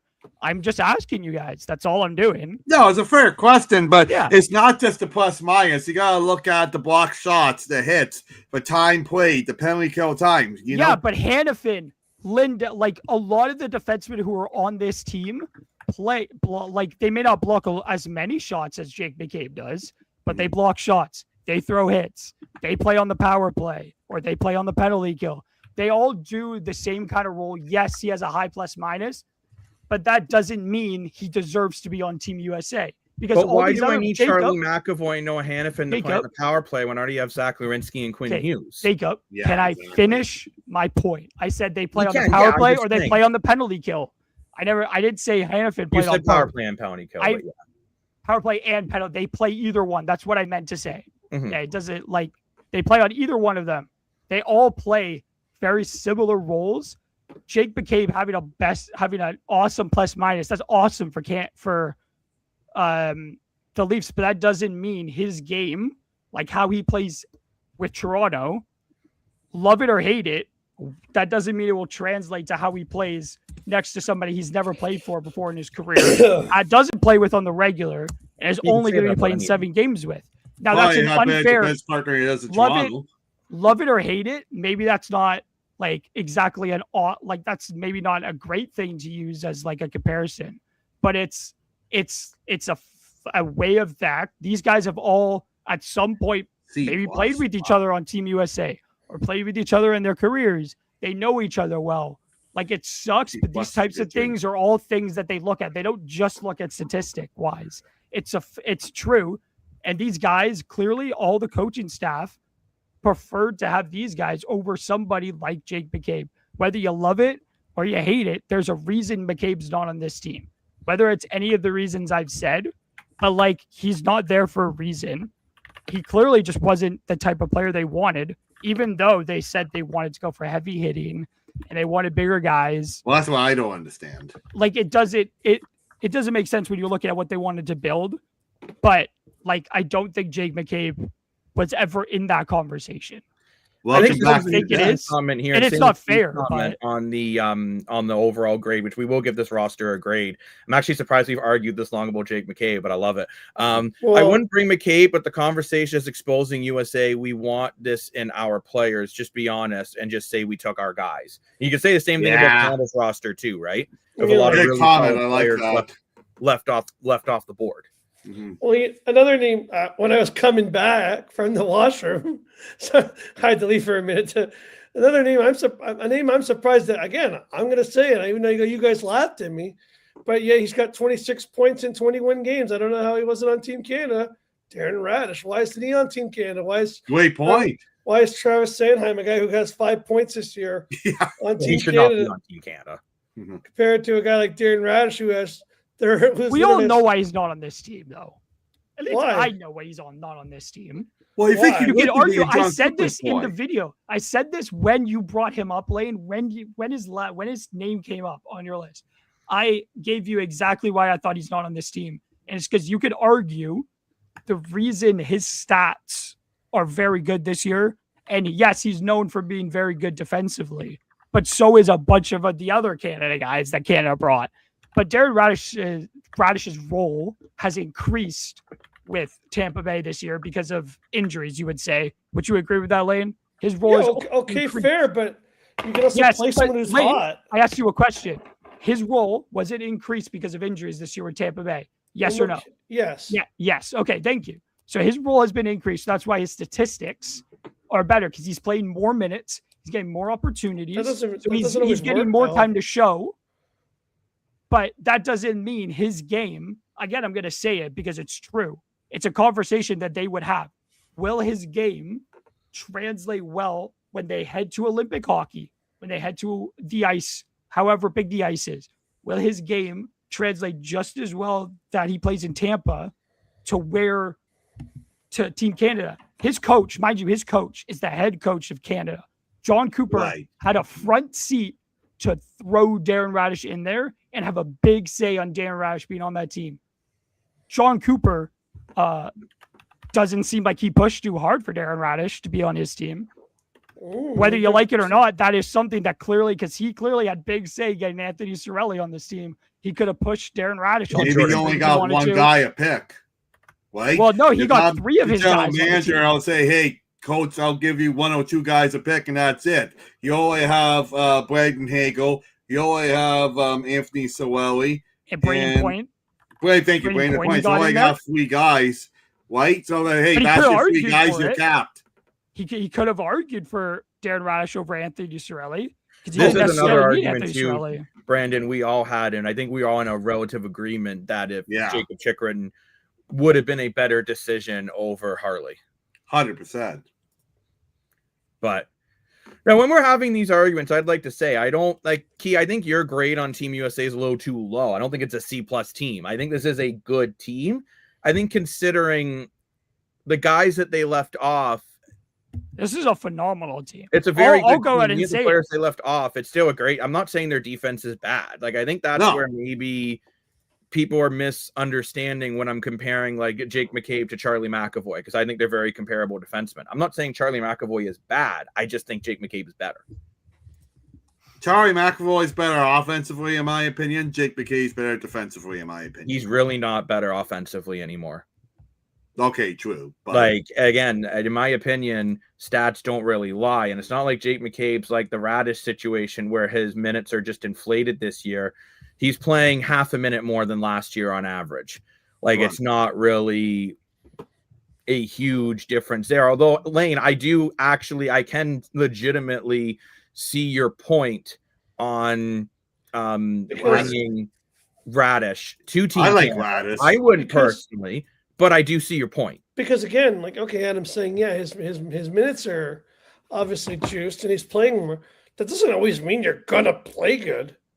Yeah, It could be first effect. No, it doesn't. No, Adam, just because if I come to your job and say I'm going to give you 1,000 more minutes to do something you're not good at, it doesn't matter how good you are. If I put you in front of the keg and you've never served before, and I say you got to serve 1,000 people tonight, you might drop 20 more dishes, you might break 10 more glasses, you might break the stick, you might drop the stick on my head in the bathroom. Just because I give you more time and work doesn't mean you're going to do it efficiently. At least he's doing the job efficiently. He's actually doing what he's asked to bloody do. He's doing the job. He's freaking doing it. So what do you want him to do? He's doing it. Yeah. That's true. He's doing it. I think we're going to start the Darren Radish. I said he's doing it. But he is playing better. He is playing good with the minutes he has. Like, he's playing more minutes. And he's obviously played better. There's no if and buts about it. Like, there's no conversation, maybe Darren Radish will do better with the minutes. He is statistically statistically, this is a fact. This is no ifs, ands, or buts. This is no he may do better with more minutes. He is doing better with more minutes. So that is a conversation you can have. That's all I'm saying. It's a conversation that clearly Team Canada had. He's on pace for career year. He is. And that's because, but like the more minutes you have, you can argue with me about it if you want to, but it's statistically what he's doing is better because of the minutes. He's getting the opportunity to play and get more points. All this because of injuries to Victor Hedman and to the loss of Sergachev, of course, a couple of years ago also helps his case. Like he's been getting more opportunities and he's doing well with the opportunities. That doesn't mean he'll, of course, do the same things he's doing now for Team Canada, whether that's like something you can say, and maybe that's not right to say because, of course, he's been playing well with limited minutes before this year. Mm-hmm. But it's a conversation that Canada clearly had, and clearly Canada was just not going to bring him because it's just, you could say his elevated play is because of his elevated minutes. Whether that's right or wrong, statistically, it's seemingly a big reason why his production is higher up. Usually people that have career years in Olympic years make the Olympic teams. Usually there's a pattern of that, right? So I'm just really surprised that he's one of John Cooper's boys. He's having a career year and he didn't make the team. And someone like Travis Sanheim did. That's all I'm saying. Oh, Colton Plinko, prime example. Why is he on Team Canada? Well, I mean, not to... Let's just be honest. Why is he on Team Canada? But I love the guy, Colton Plinko. He's having a terrible year. But what I agree with Lane's point. Just because you're given more time doesn't mean you're going to do better. We've seen numbers of goalies have lost count. You give them more games. Look at Jeremy Swayman last year. It's the first time he was a head goalie for Boston, and he played terrible. But let's get back to Team USA here, and I want to give them a letter grade here, the way we did for Team Canada, because we have somehow talked about Team USA and a little bit of Team Canada for an hour and 15 minutes so far. Yeah. What would be your grades on Team USA? Adam, I'm going to start with you. Don't start with me. I don't have. Okay, Dan. Oh, okay. Well, late to the party. Now I'm stuck going first. Okay. Oh boy. I'm going to say. I'm going to give it a B plus. Okay. Team USA a B plus. I think they lost the boat of not winning Matty Knives. Maybe I'm Leaf biased, but that's my opinion. I think they lost the boat of not winning Cole Caulfield. I think he's played incredible. I'm not too sure. Some guys like Vincent Trocheck's on this team. I don't get that one. And Jeremy Swayman, I'm like, I don't know. So I'm gonna give it a B plus. Maybe I'm a little low, but that's what I'm thinking. I will go higher than key C plus though. So yeah, we have some more comments here. Team Canada's B team would be stacked. Yeah. Brock Nelson made the team. Wow. Yeah, this is at least an A. Good point, Sam. Yeah, A.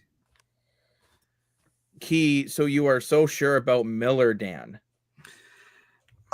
Miller's one of those awkward ones. I can see it both ways. I think Miller's a great leader to his team. I brought Miller on my Team America because I think he's a true captain and leader to this team. I think he's a great fourth line center. So I brought him on my Team America. So I would play him, yes. Lane, what's your grade on this Team USA? Oh, it's an A. I think it's a great team. I just think it's a little too defensively on the forwards.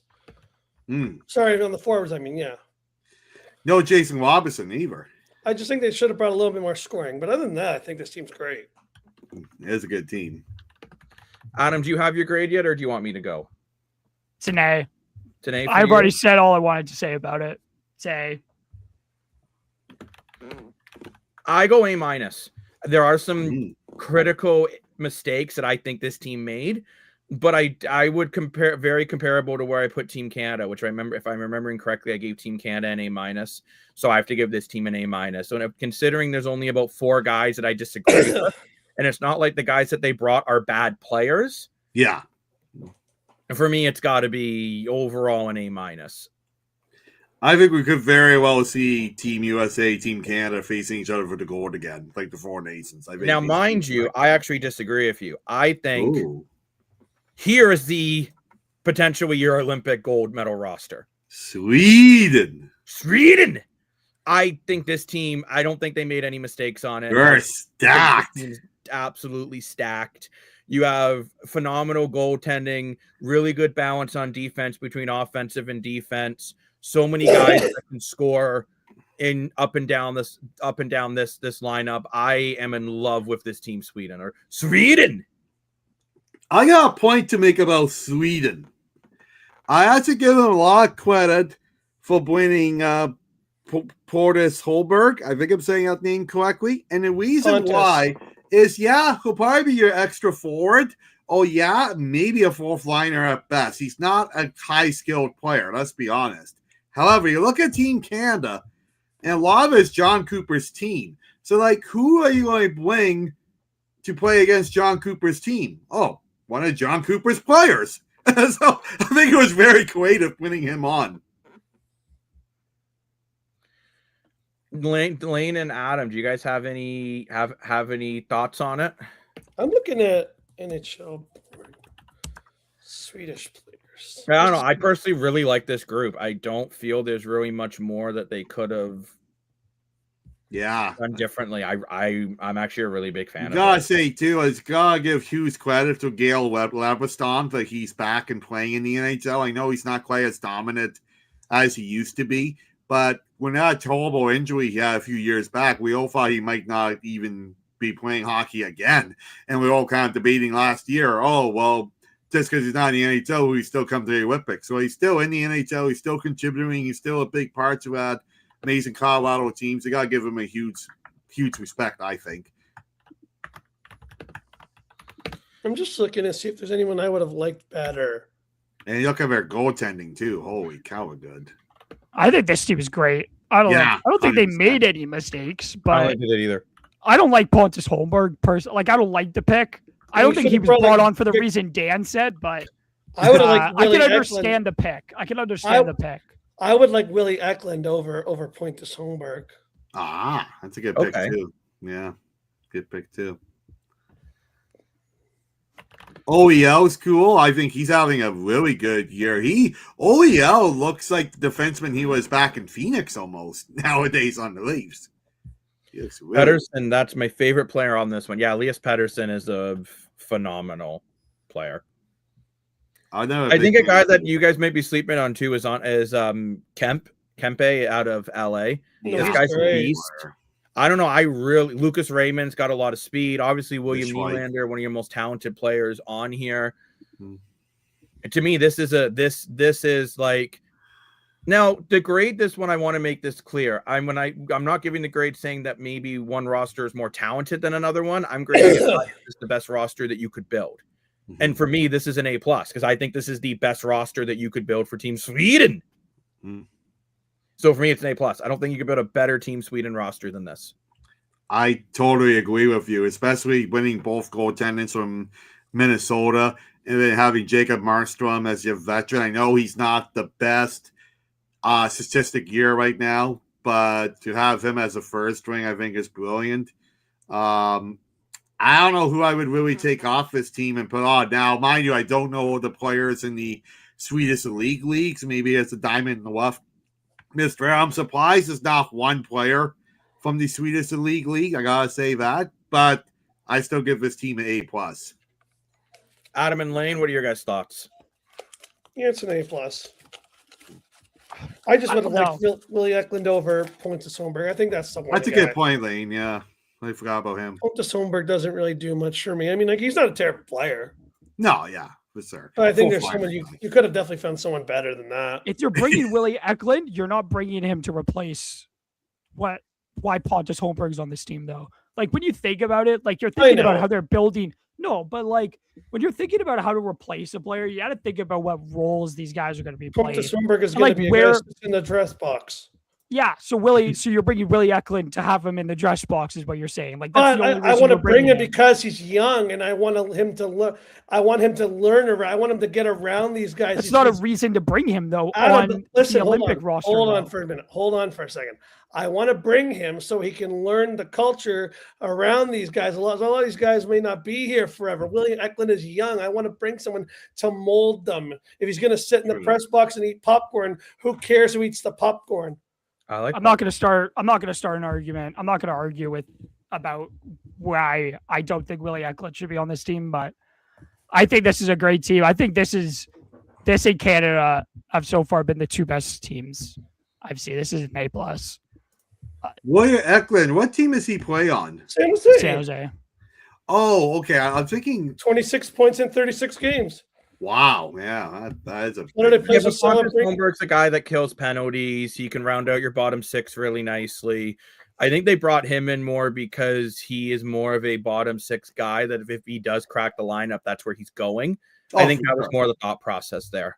Yeah. But I can also see your point, Lane. I just personally think, to me, if I was building Team Sweden, this is literally what I would do. Yeah, 100%. But why don't we move on to Team Finland? Hmm. Now, Finland is where it's a little more interesting because Finland Did you doesn't see have... the meme about Finland? They're like, hey, Finland picked the new guy, Jason Robertson.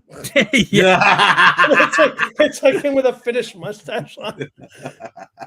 Mind you, I'm going to say this right off the get-go. Don't sleep on this Team Finland. That's a good team, too. I think the skill is not as high as Sweden, Canada, or the States. Oh, Kasperi Kapanen did make it. Interesting. Oh, sorry, that's actually supposed that shouldn't have been Kasperi Kapanen. That's the Kapanen from Montreal. I made a typo on that. That is totally my bad. It should be Kasperi Kapanen. They should pick him. But Yeah, overall, like I actually like this Finland team. It's okay. It's probably not going to perform well, but why do you think it's not going to perform well though? Like I feel you have it's a solid balanced lineup that I think can run 4 lines, and Finland always does better than people think they're going to. It's the defense is. I mean, it's it's outside of Heiskanen, and that defense is just awful. Mm-hmm. Yeah, I wouldn't say awful. It's not great. Ristolainen's a good defenseman. He's okay, super offensive. Lindell's a good defenseman. Yeah, at least in Lentinen's a good defenseman. Lindell's one of the best shutdown defensemen in the NHL. Rasmus Ristolainen's a good defenseman. 3 of these guys, I think, play in Europe, so like I don't think you can really say they're bad just because they're all playing in the NHL. I do think this Finnish team is actually like I'm not going to sleep because I think this Finnish team is amazing. I think this is a really good Finland team. All right.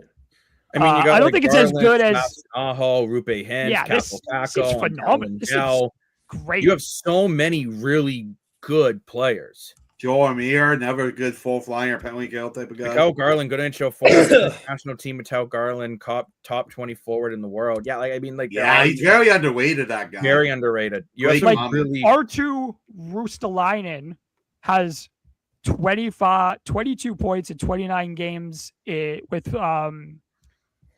Frölunda in the SHL. He has the same amount of points as he had last year in 29 games, except for he had 43 all of last season. He had 22 points in 43 games. He has 22 in 29. Yeah, he's having a phenomenal year in the SHL. Like, remember, that's a really competitive league. Like, I think people I think a big thing to say is also some of these like teams, especially in Europe, I think it's way different than here in Canada, the States. A lot of the time is that a lot of these guys have played younger and they played all throughout most of the levels all together. Like most of the time, they're in the same age group. Like a lot of these guys would have played together at some point in time. And it's like I think this team is very good. Kasperi Kapanen, I know he's not the Kapanen you're talking about. I know Lane, you said you would bring Kasperi Kapanen. Kasperi Kapanen is not a player I would have brought for this team. Even though he's really quick, I don't think Kasperi Kapanen. I don't see Oh, him we on here, lost but he's Adam's on the. mic. Mike keeps getting unplugged. It's very annoying. This isn't. Checks. This Sarah will isn't. be getting checks later on in the episode, though. Jacob, you're missing a guy on Team Finland. Just so you know, Who am I missing? Arturi Lekkinen. Well, then there's another guy then that will be. Because I was like, how is this guy not on the team? There's no way he's on. He's got 32 points in 36 games. And yeah, great question about Checha's roster. Actually, I haven't got a chance to get through everything on Checha's roster. I think we're gonna have to do another episode to really go over like Checha and Germany and Switzerland. Also, we're just not gonna have Yo time. Today. Kurvanta is on the team too. It's So yeah, because I think Finland's actually Czechia a pretty good team. Czechia haven't announced their team yet. I don't think. According to the Czechia NHL website, yet. they have. Oh, they have. Okay, I just. Haven't Oh wait, no, seen it's just projected roster. So no, they maybe haven't. their roster Yeah, they is haven't not- announced it yet. Mind you, once looking they at- announce it, we'll be talking about it. I'm just quickly skimming over their projected a roster. really good That's team. pretty good players. Yeah, Oh, the Czechs are going to be a good team. I think some of their like young. I think they'll have a little bit. They might have some of their younger players.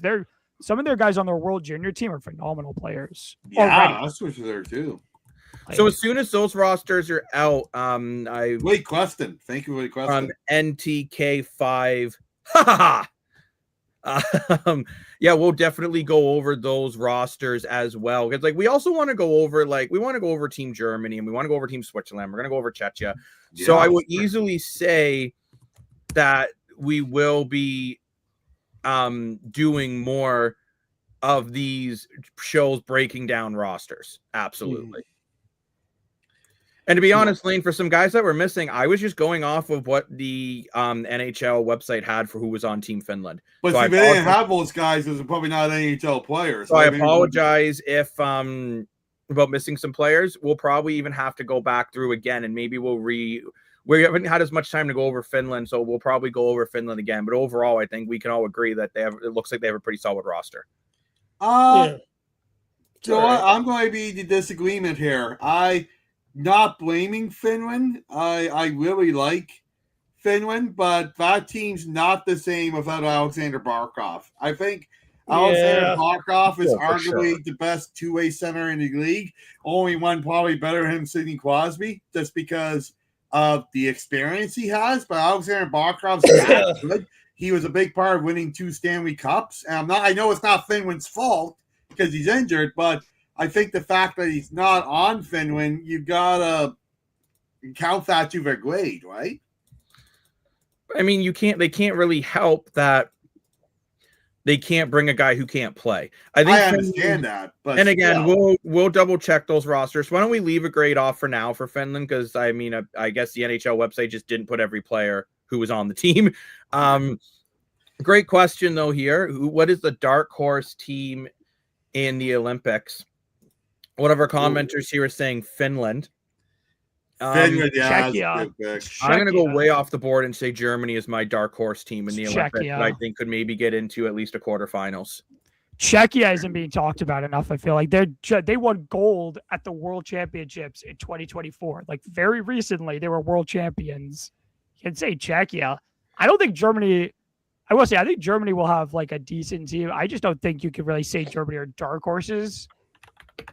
I don't know. I just don't. I think Germany are very top heavy, and I don't think they have the depth to compete. They might get to a quarterfinal, but I feel like the route may be a little bit hard for them, especially if they don't finish top 2 in their group. The thing is, though, you look at Germany and you think they don't have that many great players, and you go Tim Stützle, Nico Sturm, JJ Peterka, Leon Draisaitl, and I'm just naming a few here. And Moritz Seider, like all of a sudden you're kind of looking at this German team and you're like, maybe this team's a bit better than we're giving it credit. And the DHL German league is also a competitive league, and some of these guys are playing over in Switzerland and Sweden, and so all I'm saying is I think when I'm looking at more of a dark horse, the reason why I don't put Finland as a dark horse is because I think Finland is known as one of the better countries at hockey, and same with Czechia. So when I think of dark horse, I would think of a team like Germany or Switzerland or Slovakia. Those are the kind of teams that more I'm looking at. Slovakia or the Swiss I think dark horses too. I think Swiss are more dark horses than Germany, in my opinion. I think Swiss are gonna have a great here team. as the top teams going in for the Olympics as we're looking Timo at. Meier, Nico Hischier, Like the Swiss are going to be crazy good. They're They'll gonna have be Heischer. really They'll have, smart. I think, Timo Meyer, Swiss. Welcome back, If I'm not Wilder. mistaken. Like the Swiss have a really good team. The Swiss are going to be a great team. Yeah, Swiss is a great dark So horse. the 100%. Swiss have they would have had Niederreiter if he didn't retire, but like Swiss have provided a lot of great talent. They'll be a good team. Yeah, we're getting from comment sections here. NTK5 is saying Swiss are a great dark horse. Germans from Wilder are a great dark horse. So it's kind of the thing, like, how you guys are arguing with me the other day that you can't call Finland an upset in the World Juniors because they're a good team. I think we could say the same thing about Finland not being considered a dark horse in the Olympics because they're known for their hockey and they've had a lot of success. I To got answer this question, I do believe curling will be in the Olympics as far as I know. Oh, for sure. So always exciting to see how Canada does in curling. Curling's a great sport. I got a wild take. Yeah, Draisaitl, top 3 player. I can't disagree. Top 3 player in the NHL. 100%. I got a wild take on the dark horse. We all talk about dark horse. We're all thinking of a lower skilled team that might make the quarterfinal, and that's what a dark horse is. It's something you don't expect. That's amazing. However, the way I look at it, can't we all agree the heavy favorites to make the gold medal game is Canada and America, right? We all No, I wouldn't necessarily say they're Sweden. overwhelming. Now, I was gonna say I think Sweden is the dark are up horse to there. win the gold medal here. They're not. I a think dark Sweden horse has to that win. good of a team. But The Dan, only you thing I will can't say, I say they're can a see dark horse Dan's when they're a point favorite. by like North America's perspective. It's like the World Juniors. People always think it's a 2-horse race. It's Canada and the States. And again, we've been proven it's that not. doesn't make them dark horses, though. Sweden. How about Sweden have just as good of a chance? A horse that only has one light bulb on it. Sweden, Yeah, that's what I'm saying. I'm not saying Sweden have a ultimate better dark chance than horse, States. but Well, Sweden no are one- stacked. I was I'm going not to say, if gonna- I was going to put my money on something, I'm putting on Sweden. That's, Well, you know what we need to Sweden do? team looks So stacked. that's a we need favorite. to get these teams in NHL 26 and do some simulations. Yes. Absolutely. That'll be the Which ultimate actually, decision right I- there. Since thank you to that guy who actually made all the Olympic teams. Thank you to keep forgetting his name, but thank you to that Oh, gentleman. George. Thank you to the gentleman that actually went through and made all the customizable Olympic hockey teams. I'm going to go through now and make sure every team is correct with the right rosters, and maybe at a later time we will do some Olympic simulation pre-simulation. Oh, we definitely will. I Will mean, Canada smash? I think Canada will be good. yeah, but I I don't- hope they will. I don't think we can say Canada is arguably 1,000 times better than the States and Sweden. That's right? what And I'm kind saying. Oh man, if Germany won, that would be phenomenal. I think it'd be great for hockey if we saw a team like Germany. Yeah, it would be crazy. Is the one light under the hooves in the saddle? There we go. We're all about horses today. Normally we're about trains. But before we move on to the Leafs, because the Leaf game starts in 16 minutes, we got to get a little Leaf talk in. I have a surprise for you, lovely legends. Oh.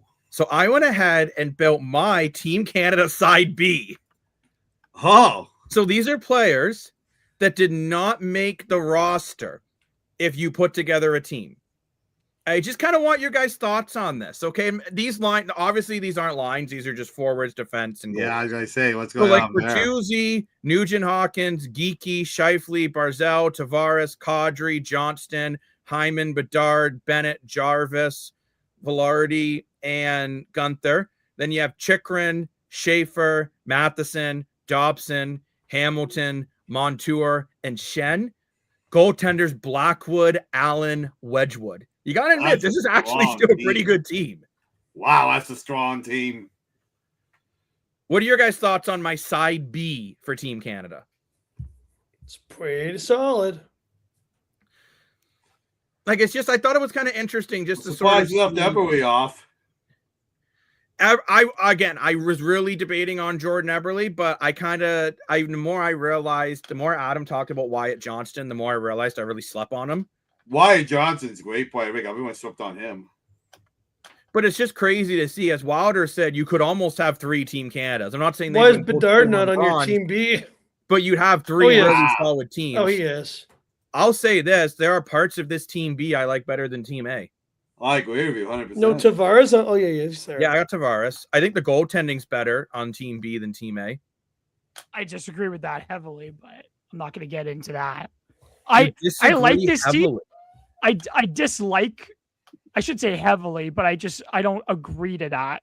But I like the team. I don't know. It's weird. I don't know. Like Yeah, I would definitely say this isn't a gold medal. Like I think Yeah. this is like That's a a good like comment a, right there. I think this is like a medal round team, but it's definitely not like anything amazing. But Well, I mean, I would disagree with you there. Top goal scorers in the league. Got some of the best offensive defensemen in the league. This goaltending, I would say all three of those goalies are better than Jordan Binghamton. yeah, literally. yeah, but that doesn't mean it. Like I'm gonna say it again I agree because with you, Sam. I don't think it necessarily that means they'll perform also. Like you're going to the same stage, but you're going to a bigger stage in the Olympics. Doesn't necessarily mean they'll perform. Like there have been good goaltenders, but there have been better goaltenders than those three who have gone to the Olympics and have not, or have gone to a bigger stage, I should say, not just the Olympics, but to bigger stages and haven't necessarily proven themselves to be just as good as they are in like a lower situation. So there is that like factor that I'm like, the goaltending doesn't mean that the team that the Canada actually did choose is going to be better than this team, because you don't know, because they've never played in that situation. But there's a different pressure to playing at the Olympics. So that's why I say I don't necessarily agree that this goaltending is better, because we don't know if they're better, because we don't know how they would perform overseas. Well, we can't know though, because they're not. No, there. that's exactly. So that's what I'm saying. Like you can't. I can't agree that it's necessarily better because I don't know if it's better. Like I can't know it's better if I've never seen it be better. I think, in my opinion at least, I think that Logan Thompson's better than those three goalies. Of course, that's just my opinion. I disagree with you there. That's why I said it's just my opinion. No, for sure. But like, I don't think this team can win a gold medal. That's I just didn't my say opinion this team on could it. win a gold medal. No, but I said this team could. I said this team could go and be competitive. That's why I said I'm saying I don't think this team could compete for a gold. That's why I said maybe medal round. That's as most as I can see. That's just my opinion on it. But I mean, I think it's impressive. You can look at a bunch of players that didn't make it and still feel they could make it to a medal round. By the way, just a statistic comparison, Logan Thompson, 2 shutouts, 2.39 goals against average, and a .913 save percentage with 15 wins. Mackenzie Blackwood, 16 wins, 2 shutouts, a 2.07 goals against average, and a .924 save percentage.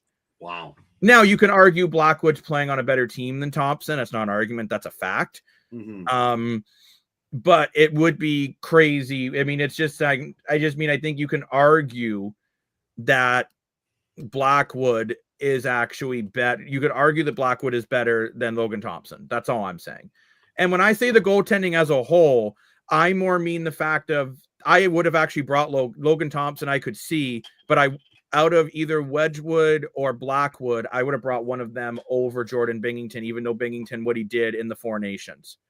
Just because to me, the Four Nation, that would be really cool. Been so bad this year that I'm very concerned about bringing a goalie who can't stop a beach ball, even though he's apparently on a bad team, according to the guy who built that team. This would be interesting, Wilder, if there was an international hockey league where it was like a full season of that. That'd be crazy. That'd be so cool. I do have. Besides the U.S., name another country we could be debating a second or third team. Maybe not. I mean, the U.S. and Canada, for sure. Yeah. Well, it depends. You could argue Sweden if you're bringing guys from the Swedish Elite League. I would say that. Sure. And I know they're not in the Olympics, but I think you could make the same argument for Russia. Because I think there's enough Russian players in the NHL, and then you have the whole KHL. So I would say like Russia, Sweden, Canada, and the States would be teams that you could bring at least a second team. I want to make a point about your Canada side B, because I think that's a very interesting thing you brought up. Let's just say here, besides of your core franchise players for Canada are already on side A, like Crosby, McDavid, McKinnon, Cale Makar. Those are your best 4 Canadian players, correct? Besides of those 4 guys, I think the rest of the guys on side A are pretty well even with side B. I would say somewhat. I mean, I think you could argue, you can make some cases about certain areas where I think there's better players on B than A, but I get you're trying to build a team. Right. Right? I wasn't more debating on is side B better than side A because it's not. I just No, thought I it know, was I'm just kind of saying. cool to build a side B team and just see what it would look like. Actually, speaking of simulations, I would love to see side A versus side B in a simulation just to kind of see what those two teams against each other would actually look like. I think that'd be fascinating. No Leaf bias in most of the show is about McCabe. Yeah, we did. We weren't trying to be Leaf biased, but we had a very heated argument about Jake McCabe. But I thought it was good. I wasn't trying to be. I don't think I'm being biased when I'm comparing statistics, though. I'm not.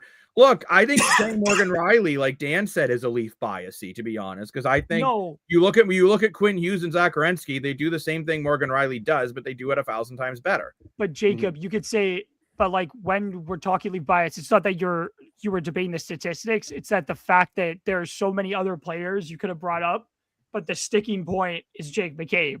At the end of the day, that was like your biggest. He's the best shutdown defenseman available for. But Jacob, you could see why that would come across as Leaf bias because that's your. I don't care. Like it doesn't matter that you're bringing up the statistics, Jacob. Okay, you can have that debate, but the fact that he's the sticky point for you on that U.S. defense that he's not there is where you could say a Leaf bias comes in. Is because you're not bringing up like you're bringing up that's your sticky point instead of like other defensemen where you could say. Maybe they deserve it more than Jake McCabe, not because of the statistics, but because they're better players. You could say. I think that's where the Leaf bias comes in, though. But I don't feel it's Leaf bias because I'm looking at guys that best fit the roster, right? Like I'm looking at guys that fit what you want. I'm not saying Lane Hudson should have replaced Charlie McAvoy because they do two completely different things. Like you would look at Lane Hudson versus Zach Werenski, for example. That would be where you'd be drawing a comparison to try to see if one deserves it over another one. It was like when you guys didn't have Jacob Slavin on your roster. I had him on. And I lost my mind because I'm like Jacob Slavin over the last 3-4 years has been the best American shutdown defenseman in the NHL. 100%. Right? So I can understand why someone may think it was Leaf biasy, but that was not my intention for it to be Leaf biasy, if that makes sense. I'm more of the fact that one of my favorite lines is facts don't care about your feelings.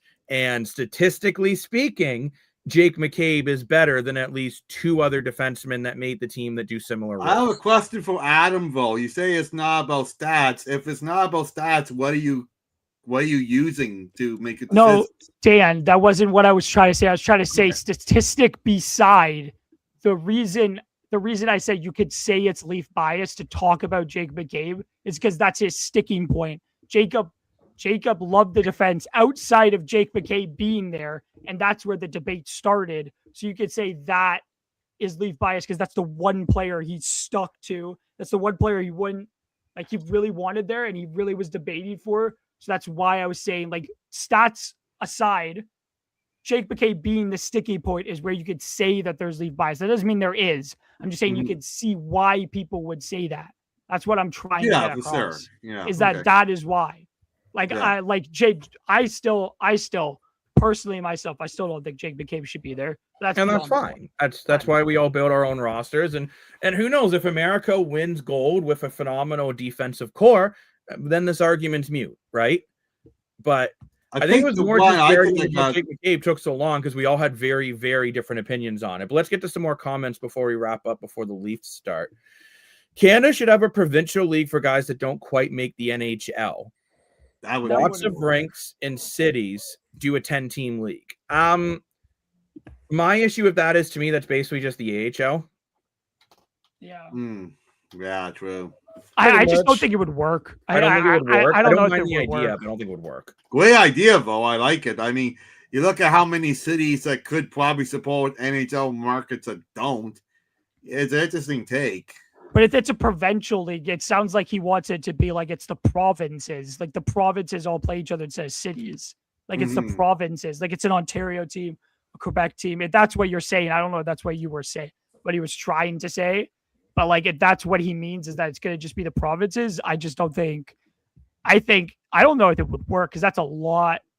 It's already a lot of travel for NHL and AHL teams to do, but you're playing 10 teams. That's a lot of travel to have players on.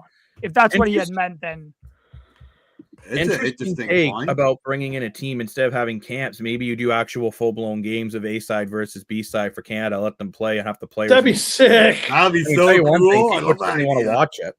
Yeah, That'd be I a would fun watch way. that. I mean, it'd So be it'd tough be- to do because it'd be during so the it would NHL literally season. be like curl. So it would be like curl Like, because it'd you be would like have little curling. tournaments. That would be amazing. So you know, like each province, be like, no, you have to actually do this. You just put the best teams and actually make them do curling, and then that kind of, like I could just see Crosby up there being like, it's those going to be like hard.